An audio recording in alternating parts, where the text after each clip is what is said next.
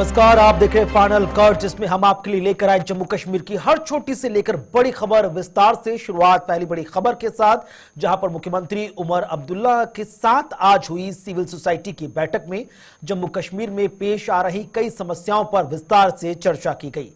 मुख्यमंत्री ने बैठक में मौजूद सिविल सोसाइटी के तमाम सदस्यों के साथ उनकी मन की बात सुनी और उन्हें पेश आ रही हर दिक्कत का हल निकालने का आश्वासन दिया। और तो और जम्मू कश्मीर को राज्य का दर्जा वापस लेने और दरबार मूव पर भी इस बैठक में विस्तार से मंथन हुआ। करीब 3.5 घंटे चली इस बैठक में भाग लेकर वापस पहुंचे कैबिनेट मंत्री जावेद राणा और सकीना इत्तू ने इसकी विस्तार से जानकारी दी। आइए देखते हैं क्या कुछ उनका कहना है। सबसे बड़ी बात तो यहाँ दरबार मूव को लेके हुई, और क्योंकि दरबार मूव जो है एक सदियों का एक परंपरा थी। दरबार मूव होता रहा है, महाराजा साहब के टाइम से दरबार मूव चल रहा था। ये 5 अगस्त 2019 के बाद जहां हमारे साथ और नाइंसाफियां हो रही, वहां दरबार मूव को भी बंद कर दिया। और पर्टिकुलरली दरबार मूव से सदियों की पुरानी परंपरा, भाईचारा और अखुवत और प्यार और मोहब्बत का एक रिलेशन जो दोनों यहाँ पहाड़ के उस तरफ और इस तरफ के की आवाम को था, वो उसको ख़त्म कर दिया गया एक सोची समझी साजिश के तहत। वो पहली मीटिंग में ही उमर अब्दुल्ला साहब, जब कश्मीर में हमारी कैबिनेट मीटिंग हुई थी पहली बार, उन्होंने वहाँ कैबिनेट मीटिंग ने ही ये इसका अप्रूवल दे दिया था। उमर अब्दुल्ला साहब की क़यादत में जो मीटिंग हुई थी, आज उमर अब्दुल्ला साहब ने अनाउंस किया है 2 दिन पहले ही एक यहाँ चैम्बर ऑफ कॉमर्स की मीटिंग में कि नेक्स्ट टाइम से दरबार मूव जो है वो फुल फ्लैज दरबार मूव होगा।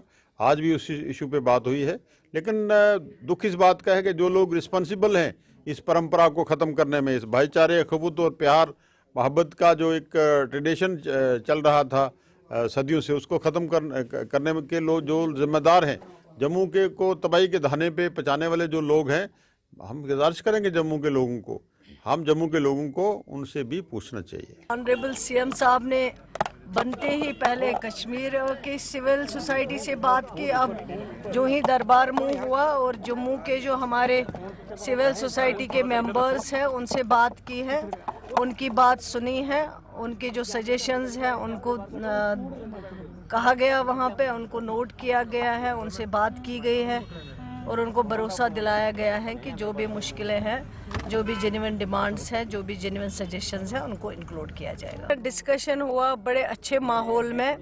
बहुत सारे तजुर्बेकार जो हमारे सिविल सोसाइटी के मेंबर्स हैं, उन्होंने अपने अपने तजुर्बे के मुताबिक अपने सजेशंस दिए हैं सरकार को, और इंशाल्लाह ऑनरेबल चीफ मिनिस्टर साहब ने सारे सजेशंस सुने। बहुत अच्छे माहौल में डिस्कस हुआ, बहुत अच्छे माहौल में बात हुई है और इंशाल्लाह आगे इन सजेशंस को इंक्लूड किया जाएगा।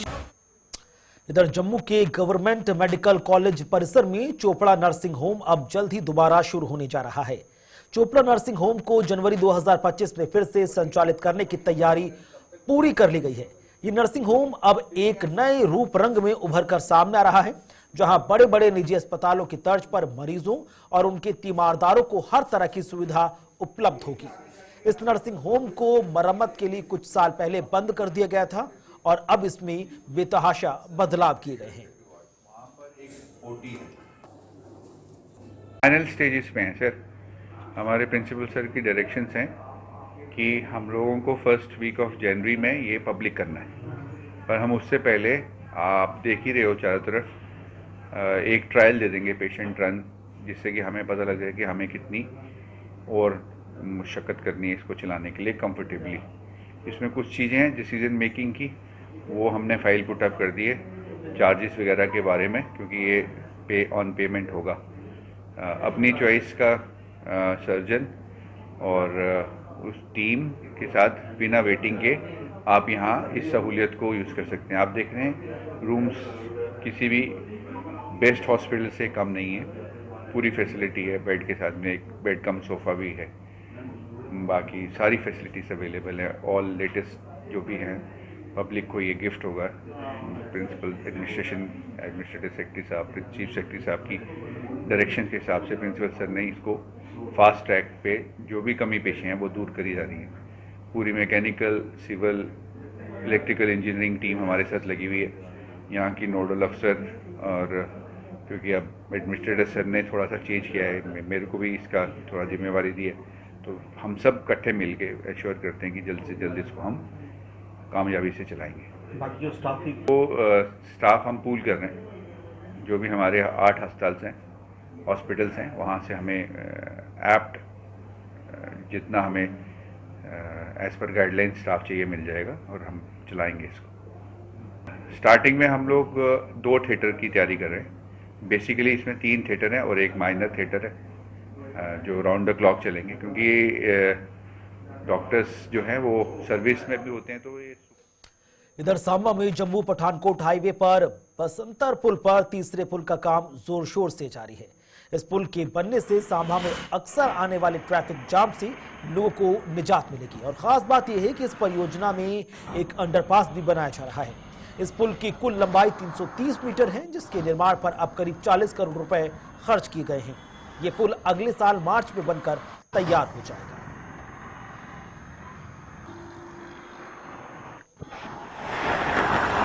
बेसिकली क्या है कि मिनिस्ट्री ऑफ जो रोड ट्रांसपोर्ट है, इनका ये है कि कहीं भी जो रोड जिनकी बनी है, हाईवेज बने हैं, वहाँ पे अगर कोई ब्लैक स्पॉट्स हैं जहाँ पे आपको लगता है कि एक्सीडेंट प्रोन है, रिस्की है, तो वहाँ पे ये एडिशनल फीचर्स ऐड करके, स्ट्रक्चर्स रेज करके तो उनको रिमूव करते हैं। ये उसके तहत ही एक ब्लैक स्पॉट है, क्योंकि आप देखते हैं सिडको की गाड़ियाँ आती हैं नीचे से, उनको किस तरफ घूम के जाना है, और वो बड़े बड़े ट्रक्स भी होते हैं, तो उसके लिए ये ट्रैफिक ऊपर से ही ये तीसरा जो ब्रिज बन रहा है, ये एक तो एडिशनल है, जैसा आपने कहा, ये धारणा जो है वो गलत है, ये एडिशनल है। और दूसरा ये क्या करेगा, उस ब्लैक स्पॉट को रिमूव करेगा, सो दैट उन गाड़ियों के चलने के कारण कोई हमारी ट्रैफिक में कोई रुकावट ना आए, और दूसरा हमारे जो कोई इसके रिस्क थे एक्सीडेंट वगैरह के, वो इससे खत्म हो जाए। ट्रैफिक तेजी से आ रही है ऊपर से, वो बाहर से निकल जाएगी, तो जो नीचे वाली गाड़ियां हैं वो नीचे पुराने वाले पुलों को यूज करके तो वहां से निकल जाएगी। ये नया ब्रिज जो है ये सीधे कनेक्ट कर देगा ऊपर फ्लाईओवर को। ब्लैक स्पॉट्स है जो हमारे मानसर मोड़ में और सिडको चौक, इन दोनों को कवर करेगा। यहाँ पे मेन कैरेज वे मतलब दिया जाएगा, एक जो सर्विस रोड को मेन कैरेज वे के साथ कनेक्ट करेंगे, रैम्प्स दिए जाएंगे 4 जगह पे, जिससे कि कम से कम एक्सीडेंट्स हो इन फ्यूचर। अखनूर के गढ़खाल इलाके में बिहार के एक निवासी के कत्ल का मामला पुलिस ने सुलझा दिया है। पुलिस ने इस मामले में एक व्यक्ति को गिरफ्तार किया, जिसने अपना जुर्म कबूल कर लिया है। आरोपी की पहचान बलविंद्र सिंह निवासी गढ़खल के रूप में की गई, जिसने बिहार के अररिया निवासी पप्पू पासवान को मौत के घाट उतार दिया था। एसपी ब्रजेश ने आज एक प्रेस कॉन्फ्रेंस के दौरान बताया कि बलविंद्र सिंह से पूछताछ के दौरान इसने हत्या की 2 वजह बताई हैं। उन्होंने बताया कि पप्पू पासवान की पत्नी बलविंद्र के घर किराए पर रहती थी, जिसका किराया नहीं चुकाया गया था, और उसके बलविंद्र के साथ अवैध संबंध भी थे।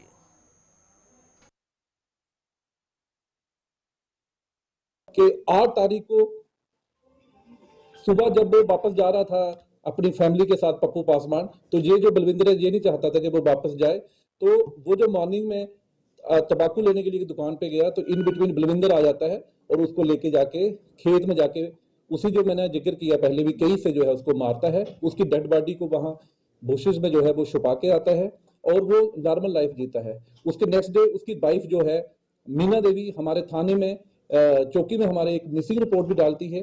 10 तारीख को हमें इसका खुलासा होता है। तो मैं आपको बताता जाऊं कि 6 घंटे के बीच बीच इस मिस्टीरियस मर्डर केस को जो है हमारी अखनूर पुलिस ने सॉल्व किया है, और जो इसमें मेन अक्यूज्ड है वो Balwinder Singh alias happy son of Krishan Singh रहने वाले गढ़खाल का है। उसको हमने अरेस्ट किया है और उसने कन्वेंस किया है कि ये जो पप्पू पासवान जो लेबरर है उसका मर्डर उसने किया है। उसके पीछे उसने 2 कारण बताए हैं। एक कि उसके कुछ पैसे जो उसकी वाइफ जहां पे किराए पे रहती थी मीना देवी, उसको कुछ पेमेंट उसकी पेंडिंग थी, और दूसरा वो उसके साथ कुछ उसके इलिसिट रिलेशन, जो फोर्स्ड इलिसिट रिलेशनशिप थे मीना देवी के साथ बलविंदर के। ये 2 वजहें जो है बताई गई हैं। इनिशियल इन्वेस्टिगेशन में ये चीजें सामने आई हैं। आप देख रहे हैं फाइनल कट। जम्मू के आईआईटी से आज स्मार्ट हैकथॉन 2024 ग्रैंड फिनाले की शुरुआत हुई।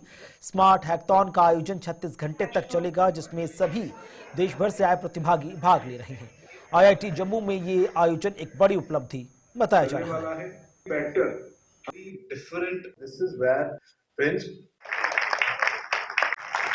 compete. The competition is now open, and we look forward of very exciting next 36 hours on campus. Yes, we were tentative earlier, but now we are settled, and we want to work with our team to host an event of this size from all across India. So that was important for us, and we feel very proud and look forward that more such things will happen to give visibility to our campus and Jammu and Kashmir. Bangladesh में अल्पसंख्यकों पर हो रहे अत्याचार के विरोध में बिश्नहा में आज लोगों ने जोरदार प्रदर्शन किया। इस प्रदर्शन में सिविल सोसाइटी के सदस्यों के अलावा बिश्नहा के विधायक डॉक्टर राजीव, विधायक व भाजपा के अन्य नेता भी शामिल हुए। केंद्र सरकार से बांग्लादेश के खिलाफ कड़े कदम उठाने की मांग की गई है। इस दौरान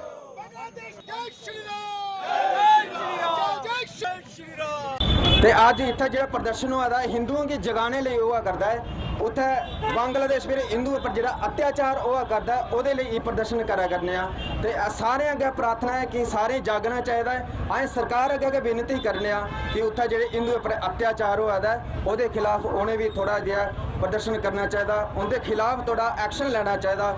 ਯੂਸਫ ਨੇ ਜਿਹੜਾ ਅੱਜ ਸਾਰੇ ਹਿੰਦੂਆਂ ਦੀ ਏਕਤਾ ਦੀ ਜ਼ਰੂਰਤ ਹੈ, ਏਕਤਾ ਲਈ ਜ਼ਰੂਰਤ ਹੈ, ਏਕਤਾ ਵਿੱਚ ਕੇ ਬਲ ਹੈ, सारे जागना चाहिए। जो थोड़ी हिंदू सुतदा है और थोड़ी ये लिया अत्याचार होंदे। जनरल जोरावर सिंह को कल यानी कि वीरवार को उनकी शहीदी दिवस पर भावभीनी श्रद्धांजलि दी जाएगी। General Zorawar Singh memorial trust द्वारा कल जम्मू के गुलशन ग्राउंड में कार्यक्रम का आयोजन किया जा रहा है, जिसमें जनरल जोरावर सिंह को नमन करने के साथ साथ डुग्गर कला व संस्कृति का भी प्रदर्शन किया जाएगा। जनरल जोरावर सिंह की पड़पोती रिया कलूरिया ने आज एक प्रेस कॉन्फ्रेंस के दौरान बताया कि एक कार्यक्रम का आयोजन गुलशन ग्राउंड में कल सुबह 10 बजे होगा, जिसमें उपराज्यपाल मनोज सिन्हा पहुंच रहे हैं। रिया ने जम्मू के हर निवासी से इस कार्यक्रम में शामिल होने का आह्वान किया है। चैरिटेबल ट्रस्ट आर्टिस्ट डे के दिन उनका प्रोग्राम जो है वो ऑर्गेनाइज है कि जोरावर सिंह जी को श्रद्धांजलि देने के लिए हम सब वहां पर पहुंचे। जो प्रोग्राम है उसको हम जरूर करवा रहे हैं, लेकिन हम सब डोगरा एक है, एक मुट्ठी है, तो हम सबको वहां पर पहुंचना है। गुलशन ग्राउंड टाइम ना भूले, ठीक 10 बजे। इसमें चीफ गेस्ट उपराज्यपाल मनोज सिन्हा जी रहने वाले हैं, आप जरूर आए। इसमें आपको बहुत सारा डोगरा कल्चर देखने को मिलेगा, डोगरा फूड देखने को मिलेगा, डोगरा ड्रेसअप देखने को मिलेगा। जो है हम उनको छोड़ते जा रहे हैं। डोगरा ड्रेस की बात की जाए या डोगरा फूड की बात की जाए, इसमें कल्चर को रिवाइव कर रहे हैं हम लोग। आप जरूर आए, हम सबके साथ एक प्रोग्राम जो है वो जरूर बढ़ चढ़कर हिस्सा लें, ठीक 10 बजे गुलशन ग्राउंड। जम्मू साम्हा कठुआ रेंज के जम्मू स्थित डीआईजी मुख्यालय द्वारा कठुआ में आज नशा मुक्त भारत अभियान के तहत एक कार्यक्रम का आयोजन किया गया।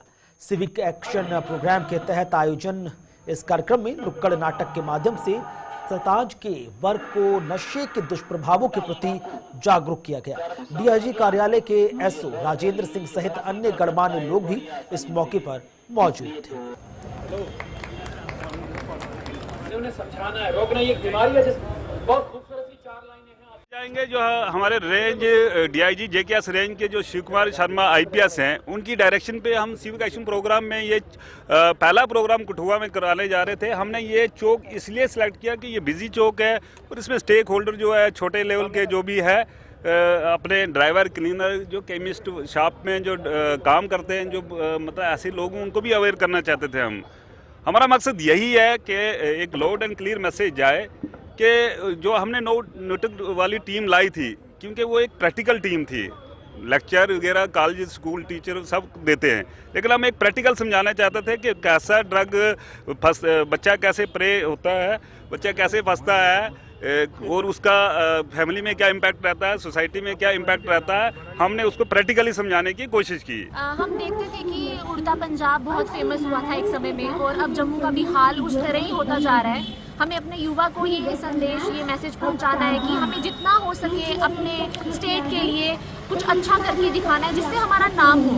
बुरे लेवल पे नहीं, अच्छे लेवल पे, क्योंकि यूथ अगर अच्छा काम करेगा तो ही हमारा स्टेट जो है वो तरक्की करेगा, आगे हमारा नाम रोशन करेगा। और हमारा स्टेट हम देखते हैं काफ़ी पीछे है, हम किसी भी चीज़ में आगे उभर कर नहीं आते। और अगर हम नशे में ही ये सारी चीज़ों में लग जाएंगे तो आई डोंट थिंक कि हमारा जो स्टेट है वो और निकल कर आएगा और हमें और अपॉर्चुनिटीज़ मिलेंगी। लोग हमें निगलेक्ट करते ही रहे हैं और निगलेक्ट किया जाएगा। अगर हम अच्छे रास्ते पे चलेंगे, हम ड्रग्स को इग्नोर करेंगे और अपना लाइफस्टाइल चेंज कर हेल्दी लाइफस्टाइल को अपनाएंगे, जिससे हमारे जो बुजुर्ग हैं और यहां पर वक्त एक और छोटे से ब्रेक का, जल्द हाजिर। स्वागत है आपका ब्रेक के बाद। शिवसेना यूबीटी की जम्मू कश्मीर इकाई ने जम्मू में बसे रोहिंग्याओं के प्रति सरकार के नजरिए की कड़ी निंदा की है।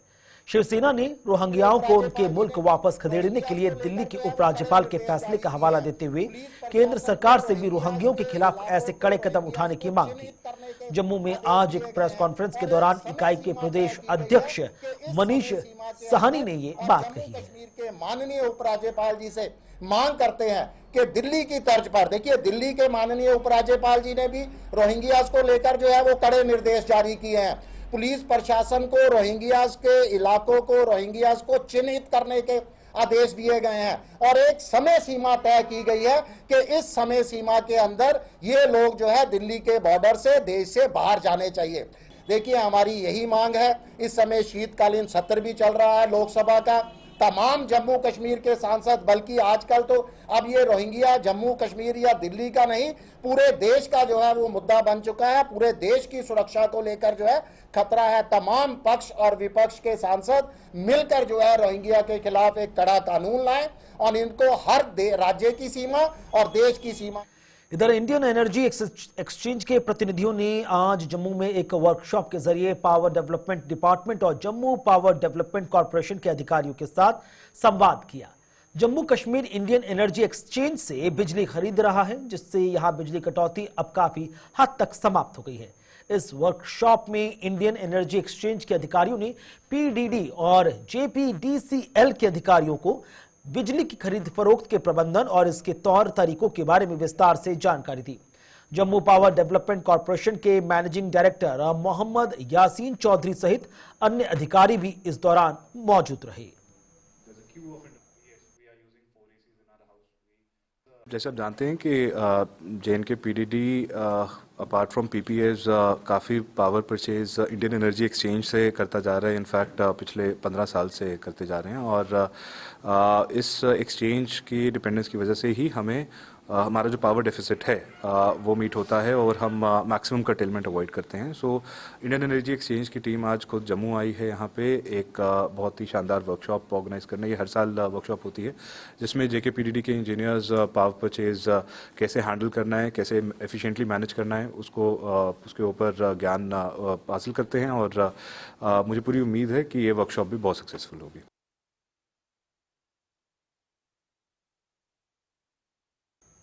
इधर साइकिल मैन ऑफ इंडिया कहे जाने वाले नीरज प्रजापति किसानों और बागवानों के लिए कृषि व बागवानी विभाग द्वारा शुरू की गई योजनाओं का प्रसार कर रही हैं। नीरज प्रजापति ने आज जम्मू से अपनी 1100 किलोमीटर की साइकिल यात्रा शुरू की, जिसके जरिए वो जम्मू संभाग के तमाम 10 जिलों के किसानों और बागवानों को इन योजनाओं की जानकारी देंगे। जम्मू से उन्हें प्रशासन के अधिकारियों ने अपनी शुभकामनाओं के साथ इस यात्रा पर रवाना किया।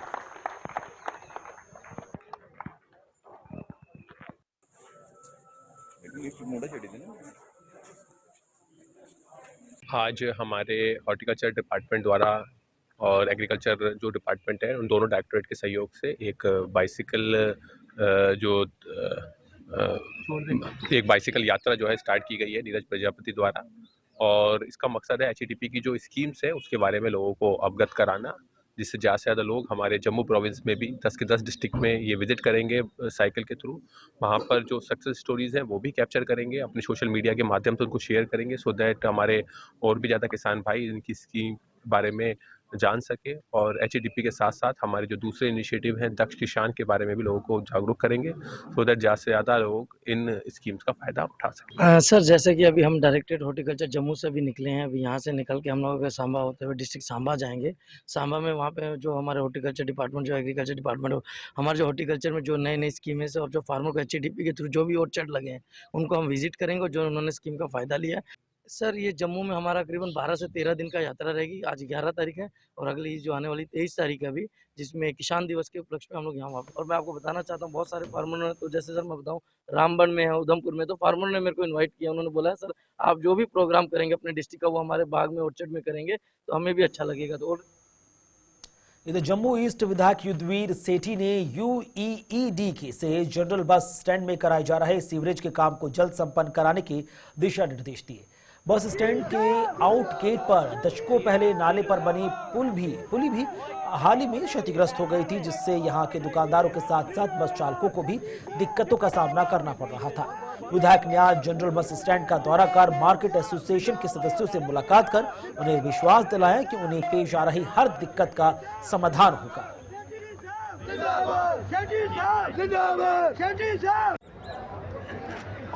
यूईडी का जो काम पिछले कई सालों से चल रहा है और कई बार यहाँ पे आना उस काम के लिए, जहाँ जहाँ लोगों के इंटरेस्ट इन्वॉल्व हुए वहाँ पे मैं आके खड़ा हुआ।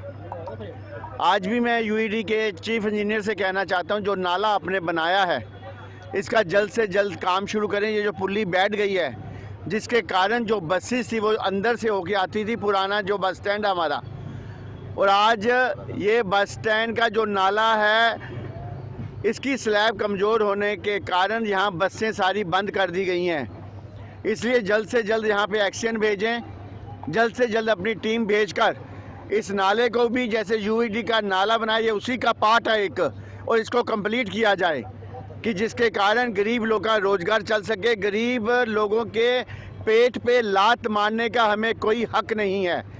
इसलिए मैं मीडिया के माध्यम से पीडब्ल्यूडी डिपार्टमेंट से कहना चाहता हूं कि जल्द से जल्द इस नाले को कैसे शुरू किया जाए, इसकी वो जल्द से जल्द कार्रवाई करें और जल्द से जल्द यहाँ के लोगों को राहत दें। और इसी के साथ फाइनल कट में आज बस इतना ही। वक्त छोटे से ब्रेक का, खबरें आगे जारी हैं।